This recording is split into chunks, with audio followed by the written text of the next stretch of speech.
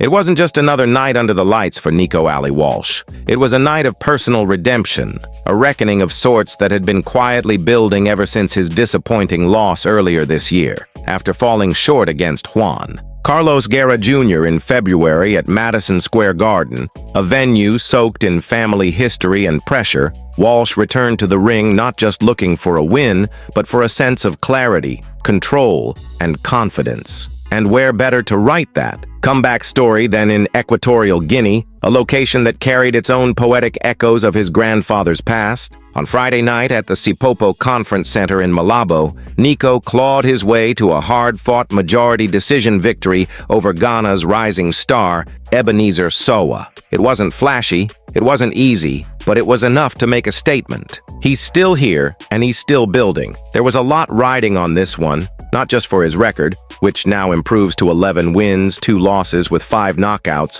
but for his identity as a fighter navigating the long shadow of boxing royalty. That loss to Guerra Jr. had been a bitter pill to swallow, not only because it was his second career defeat, but because it reopened wounds from his previous loss to Sona Akale. And it didn't help that it happened on such a grand stage, surrounded by reminders of his grandfather's legacy. Nico later revealed that he entered the ring that night nursing a lingering shoulder injury. It wasn't something he made excuses for, but he knew he hadn't performed at his best. "I felt like I couldn't pull the trigger with my left hand," he told The Ring in a brutally honest post-fight interview. "I feel like I did enough, but it's no excuse. It's my fault." Those words stung, but they showed a level of accountability that not every young fighter is willing to carry. So when he raised his hand in victory against Ebenezer Sowa, who came in with an intimidating record of 7-1, all 7 wins by knockout, it wasn't just about the scoreboard. It was about finally exhaling, finally pushing past the weight of uncertainty that had followed him since February. And in a moment that caught many off guard,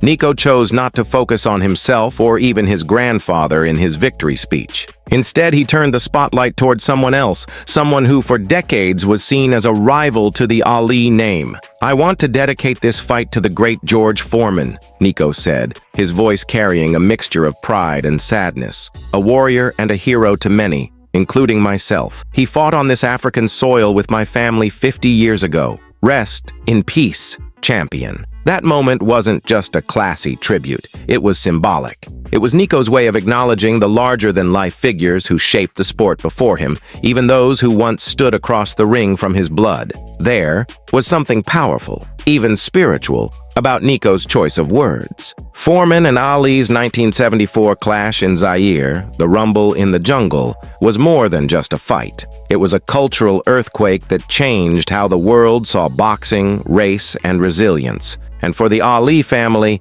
it's a memory etched into their collective DNA. Nico revealed that the fight was a fixture in their home, something the family watched repeatedly growing up. "That was on repeat for the whole family," he said with a quiet smile. "We all watched it together so many times. But it wasn't just about nostalgia, it was about learning." Nico soaked in every detail, how his grandfather moved, how he baited Foreman into exhaustion, how he roared back when the world counted him out. That fight, immortalized in the documentary When We Were Kings, became a blueprint for what heart looks like inside the ring. And on Friday night, Nico tried to channel just a piece of that spirit. The link to Africa wasn't lost on Nico either. Fighting on African soil, just like his grandfather did 50 years earlier, added a layer of emotional gravity to the night. It was almost surreal. Standing in a ring in a continent his grandfather had helped electrify through sport, fighting, to make his own mark. And his opponent wasn't some stepping stone.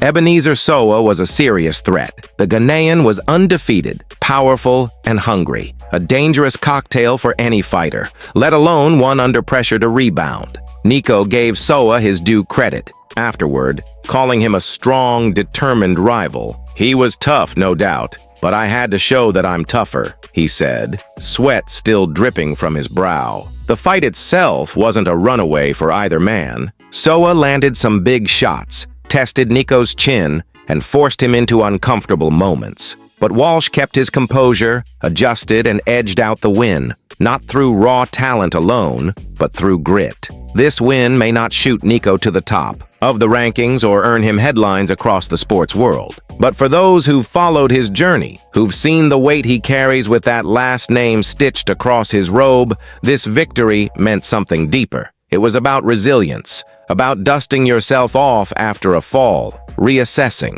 your game and coming back sharper, not just physically, but mentally. Nico admitted he had some rebuilding to do after the Guerra fight.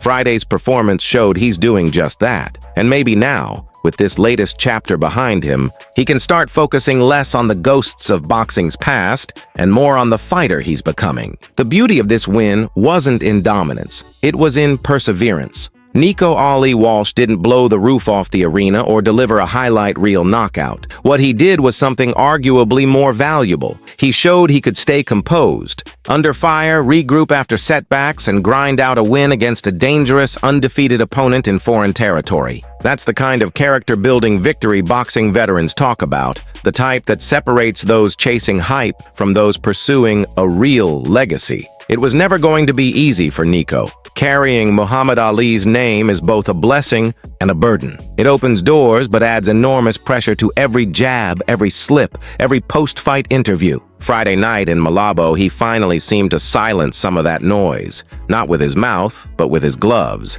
And let's be honest, Nico could have taken an easier route. Plenty of young fighters today are carefully maneuvered through cherry-picked opponents designed to pad records and build brand value. But Nico hasn't shied away from difficult matchups. Taking on a puncher like Ebenezer Soa, especially on the heels of a tough loss, was a risk many in his position might have avoided. Yet he welcomed the challenge. That decision says a lot about who Nico is trying to be, not just the grandson of a legend, but a real fighter in his own right. When asked why he didn't push for a tune-up bout instead, he shrugged. "I don't want anything given to me. I want to earn it," he said. That mindset might not generate overnight fame, but it will earn respect. And in boxing, that currency goes a long way. What's also worth noting is the poise Nico showed when the final bell rang. As the judges read the scores and his hand was raised, there wasn't an over-the-top celebration. No theatrics. Just a quiet nod, a deep breath, and a glance toward the sky. Perhaps for his grandfather,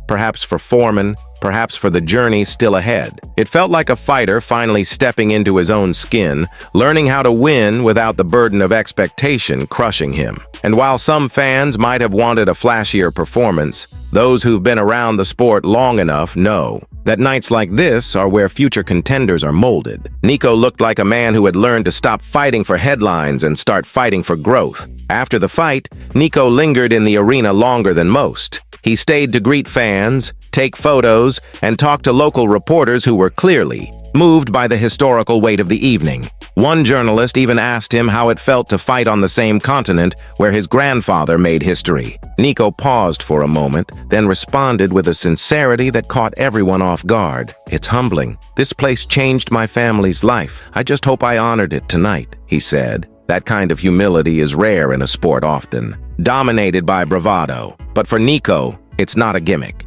It's part of who he is. He knows that no matter how far he climbs, he'll always be compared to Muhammad Ali. That's the price of the legacy. But rather than run from it, he seems to be slowly finding peace with it. Now the focus turns to what comes next. With this win under his belt and his confidence back on solid ground, Nico Ali Walsh will likely return to the United States to regroup, train, and assess the next steps in his career. His team has hinted at a potential return to the ring later, this year, possibly in the fall. The opponent hasn't been named, but the expectations are already beginning to simmer. Will he take another risky fight? Will he try to avenge his loss to Guerra Jr.? Or will he set his sights on someone higher ranked to speed up his climb? No one knows for sure, but what's clear is that Nico is no longer just coasting on his surname. He's earning his own story, one round at a time.